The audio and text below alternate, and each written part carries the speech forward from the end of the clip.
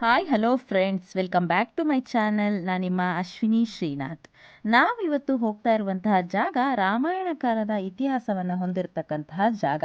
ಯಾವುದಪ್ಪ ಅದು ಅಂತಂದರೆ ಹೊಸನಗರ ತಾಲೂಕು ಜಯನಗರ ಸಮೀಪದಲ್ಲಿರುವಂತಹ ಕಾರಣಗಿರಿ ದೇವಸ್ಥಾನ. ಈ ದೇವಸ್ಥಾನಕ್ಕೆ ಕಾರಣಗಿರಿ ಅಂತ ಹೇಳಿದ್ರೆ ಅಷ್ಟು ಬೇಗ ಜನರಿಗೆ ಗೊತ್ತಾಗಲ್ಲ. ಕಾರ್ಗಡಿ ದೇವಸ್ಥಾನ ಅಂತ ಹೇಳಿದ್ರೆ ತುಂಬಾ ಬೇಗ ಗೊತ್ತಾಗತ್ತೆ.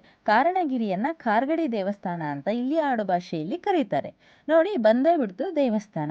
2009ರಲ್ಲಿ ಈ ದೇವಸ್ಥಾನದ ರಾಜಗೋಪುರವನ್ನ ನಿರ್ಮಾಣ ಮಾಡಿದ್ದು, ಹೊರಾಂಗಣವನ್ನ ಪೂರ್ತಿ ಗಾಜಿನಿಂದ ಅಲಂಕರಿಸಲಾಗಿದೆ.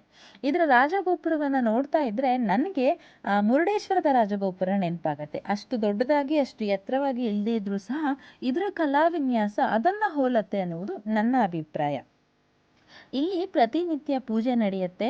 ಹರಕೆ, ಯಜ್ಞ, ಯಾಗಾದಿಗಳ ಜೊತೆಗೆ ಪ್ರತಿನಿತ್ಯ ಅನ್ನದಾಸೋಹ ಕೂಡ ಇರುತ್ತೆ. ಮದುವೆ ಸಮಾರಂಭಗಳು ಕೂಡ ಇಲ್ಲಿ ನಡೆಯುತ್ತೆ.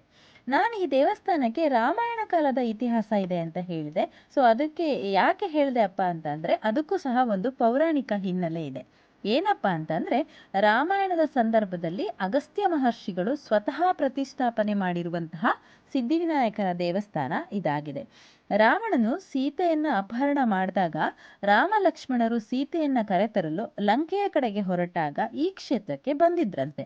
ಆಗ ಅಗಸ್ತ್ಯ ಮಹರ್ಷಿಗಳ ಹತ್ರ ತಮ್ಮ ಕಷ್ಟವನ್ನೆಲ್ಲ ರಾಮ ಲಕ್ಷ್ಮಣರು ಹೇಳ್ಕೊಂಡಾಗ ಮುನಿಗಳು ರಾಮನಿಗೆ ಹೇಳ್ತಾರಂತೆ, ನೀವು ಸಿದ್ಧಿವಿನಾಯಕನನ್ನ ಪೂಜಿಸಿ ಇಲ್ಲಿಂದ ಹೊರಡಿ, ನಿಮಗೆ ಸೀತೆ ಸುರಕ್ಷಿತವಾಗಿ ಸಿಗ್ತಾರೆ. ಸಿಕ್ಕ ನಂತರ ಮತ್ತೆ ಅವರನ್ನ ಕರೆದುಕೊಂಡು ಬಂದು ಇಲ್ಲಿ ಮತ್ತೊಂದು ಸಾರಿ ಪೂಜೆಯನ್ನ ಮಾಡಿ ನೀವು ಹೊರಡಿ ಅಂತ ಹೇಳ್ತಾರಂತೆ. ಸೊ ಈ ಮಾತಿಗೆ ಒಪ್ಪಿ ರಾಮ ಅಲ್ಲಿಂದ ಲಂಕೆಯ ಕಡೆಗೆ ಹೊರಡ್ತಾರೆ. ಹೊರಟಾದ್ಮೇಲೆ ಅಲ್ಲಿ ಯುದ್ಧ ಆಗತ್ತೆ. ರಾವಣನನ್ನ ಸಂಹರಿಸಿ ಸೀತೆಯನ್ನ ಸುರಕ್ಷಿತವಾಗಿ ಮರಳಿ ಕರೆದುಕೊಂಡು ಪುಷ್ಪಕ ವಿಮಾನದಲ್ಲಿ ಅಯೋಧ್ಯೆಯ ಕಡೆಗೆ ಹೊರಡ್ತಾರಂತೆ.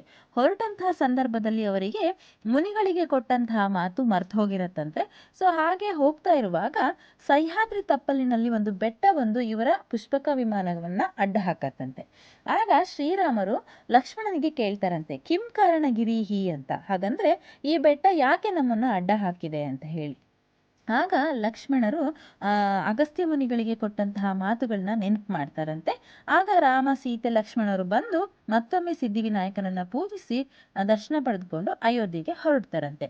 ಹೀಗೆ ರಾಮನ ಬಾಯಲ್ಲಿ ಬಂದಂತಹ ಕಿಂ ಕಾರಣಗಿರಿ ಎನ್ನುವಂತಹ ವಾಕ್ಯದಿಂದ ಈ ಕ್ಷೇತ್ರಕ್ಕೆ ಕಾರಣಗಿರಿ ಎನ್ನುವಂತಹ ಹೆಸರು ಬಂತು.